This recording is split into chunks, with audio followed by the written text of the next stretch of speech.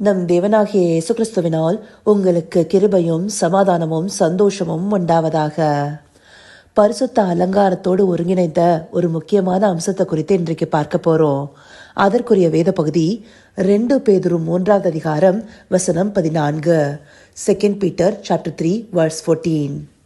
ஆகையால் பிரியமானவர்களே, இவைகள் வர காத்திருக்கிற நீங்கள் கரையற்றவர்களும் பிழையில்லாதவர்களுமாய் சமாதானத்தோடே அவர் சந்நிதியில் காணப்படும்படி ஜாக்கிரதையாயிருங்கள். இந்த வசனத்துடைய துவக்கத்துல ஆகையால்னோ இவைகள் வர காத்திருக்கிறன்னு குறிப்பிடப்பட்டிருக்கு. அப்போ இதற்கு முன்பாக இருக்கிற வசனத்தையும் சேர்த்து பார்க்கும்போது நமக்கு இது தெளிவா புரியும். இதற்கு முன்பாக இருக்கிற வசனத்துல தேவனுடைய நாளை பற்றியும் அவர் நமக்கு வாக்குத்தத்தம் பண்ணின புதிய வானங்களும் புதிய பூமியை பற்றியும் குறிப்பிடப்பட்டிருக்கு. அப்போ இதெல்லாம் வருவதற்காகவே நாம காத்திருக்கிறவர்களாக இருக்கிறோம். இப்படியாக காத்திருக்கிற நாம எப்படி இருக்கணும்? கரையற்றவர்களும் பிழையில்லாதவர்களுமாய், அதாவது பரிசுத்தமாக, அதோடு கூட சமாதானத்தோடே அவர் சந்நிதியில் காணப்படும்படி ஜாக்கிரதையா இருங்கள். இப்படி பரிசுத்தத்தை நாம காத்துக்கொள்ளணும்னா சமாதானமும் நம்ம இடத்துல காணப்பட வேண்டியது அவசியமா இருக்கு. ஒருத்தர் இடத்துல பரிசுத்தம் இருந்தாதான் சமாதானம் இருக்க முடியும். அந்த சமாதானத்துல நிலை கொண்டிருந்தாதான் பரிசுத்தமும் இருக்கும். இந்தபடி இந்த இரண்டுமே ஒன்றோடொன்று இணைந்ததாக இருக்கு. எபிரேயர் 12வது அதிகாரம் 14வது வசனத்தை எடுத்துட்டோம்னா, யாவரோடும் சமாதானமா இருக்கவும் பரிசுத்தமுள்ளவர்களா இருக்கவும் நாடுங்கள்னு சொல்லப்பட்டிருக்கு. அந்தபடியாக சமாதானமும் பரிசுத்தமும் ஒன்றோடொன்று இணைந்ததாக இருக்கு. அது மாத்திரம் இல்லாம தேவனுடைய ராஜ்யம் எப்படிப்பட்டதுன்னு சொல்லிட்டு ரோமர் 14வது அதிகாரம் 17வது வசனம் நமக்கு சொல்லுது இல்லையா? அது நீதியும் சமாதானமும் பரிசுத்த ஆவினால் உண்டாகும் சந்தோஷமா இருக்கிறது.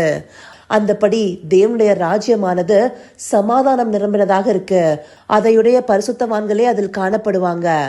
இந்த சமாதானத்தையும் பரிசுத்தையும் நாடுங்கள்னு சொல்லப்பட்ட எபிரேயர் 12வது அதிகாரம் 14வது வசனத்திற்கு பிற்பாடு கொடுக்கப்பட்ட வசனங்கள்ல ஏசாவை ஒரு உதாரணமா கொடுத்திருக்காங்க. ஏசா தன்னுடைய ஒருவேளை போஜனத்துக்காக தன்னுடைய பரிசுத்த பாகத்தை விட்டு கொடுத்தவராக காணப்படுகிறாரு. அதனால அவர் சமாதானத்தை இழந்து போய் அதற்கு பிற்பாடு அவர் தன்னுடைய பரிசுத்த பாகத்தை அடையணும்னு நினைச்சாலும் அவரால் பெற்றுக்கொள்ள முடியல. அந்தபடியான சமாதானமின்மையே நாம பரிசுத்த நிலையை விட்டு விலகும் போது காணப்படுது. அது மாத்திரம் இல்லாம ஆதியில முதலாவது பாவத்தை செய்த காயினை எடுத்துக்கொண்டோம்னா அவர் தன்னுடைய சமாதானத்தை இழந்தவராக காணப்படும் போது தேவன் எச்சரிப்பு கொடுக்கிறாரு. ஆனாலும் அந்த சமாதானமின்மையால அவர் முதல் பாவத்தை செய்தவரா இருக்கிறாரு. அந்தபடி தன்னுடைய பரிசுத்தை இழந்து போய் தேவனை விட்டு பிரிந்து சென்றவராக காணப்படுறாரு. இப்படியாக சமாதானமின்மையானது பரிசுத்தத்தை இழக்க செய்கிறது. அதனாலேயே நாம எல்லாரோடும் சமாதானத்தை காத்து கொண்டவர்களாக இருக்கணும். ரோமர் 12வது அதிகாரம் 18வது வசனத்துல பவுலடியார் இப்படியாக சொல்றாரு, கூடுமானால் உங்களால் ஆன மட்டும் எல்லா மனுஷரோடும் சமாதானமா இருங்கள். அதே போல 1 பேதுரு 3வது அதிகாரம் 11வது வசனம், பொல்லாப்பை விட்டு நீங்கி நன்மை செய்து சமாதானத்தை தேடி அதை பின்தொடர கடவன். இந்தபடியாக இருக்கும் போதே பரிசுத்த காத்து கொள்ள முடியும் இல்லையா? நாம பொல்லாப்பு செய்பவர்களாக சமாதானத்தை விட்டொழித்து பரிசுத்தம் இல்லாதவர்களாக காணப்பட்டா நம்முடைய நிலைமை என்னவா இருக்கும்? தேவனுடைய ராஜ்யத்திற்கு தகுதி இல்லாத பிள்ளைகளாக நாம மாறிவிடுவோம் இல்லையா? அப்படியாக நாம ஒரு நாளும் காணப்படக்கூடாது. மத்தேயு 5வது அதிகாரம் 9வது வசனத்துல ஆண்டவராகிய இயேசு கிறிஸ்து தாமே சொல்றாரு, சமாதானம் பண்ணுகிறவர்கள் பாக்கியவான்கள், அவர்கள் தேவனுடைய புத்திரர் எனப்படுவார்கள். தேவனுடைய புத்திரர் எனப்பட்டா பரிசுத்தர்களாகவே இருப்பாங்க இல்லையா? அவர்கள் சமாதானம் செய்கிறவர்களாக இருப்பாங்க. அந்தபடியான சமாதானத்தை நமக்குள்ளார காத்துக்கொள்ளணும். நம்மோடு இருக்கிறவர்களோட சமாதானத்தோடு ஜீவனம் பண்ணும்படியான கிருபைய தேவனிடத்துல கேட்டு பெற்றுக்கொள்ளணும். அந்தபடியான காரியங்களே நாம நாடணும்னு சொல்லி ரோமர் 14வது அதிகாரம் 19வது வசனமும் சொல்லுது.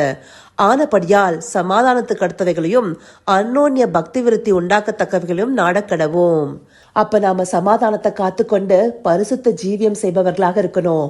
அந்தபடியாக நாம ஒவ்வொருவரும் காணப்படுவதற்காகவே இந்த பகுதிகள் நமக்கு காண்பிக்கப்பட்டிருக்கு.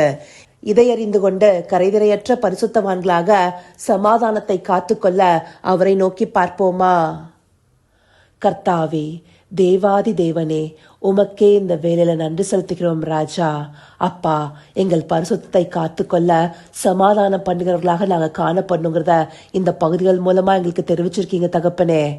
இதை உணர்வுள்ள இருதயத்தோடு பார்த்து ஒவ்வொரு நாளும் சமாதானத்தை நாடுபவர்களாக நாங்க காணப்பட தேவரீர் எங்களை நடத்தியறலுங்கப்பா. ஆம் ராஜா, யாவரோடும் சமாதானமாய் இருக்கவும் பரிசுத்தமல்லவர்களாய் இருக்கவும் நாங்க நாடும்படியான ஈவை எங்களுக்கு தந்தரல வேண்டும் தகப்பனே. அப்படியாய் நீங்க அருளி செய்ய போகிற கிருபைக்காய் நன்றி. சகலவித துதி மகிமை கனம் யாவும் ஒருவருக்கே செலுத்துகிறோம். இயேசு கிறிஸ்துவின் மூலமாய் வேண்டிக் கொள்கிறேன் பிதாவே. ஆமேன், ஆமேன்.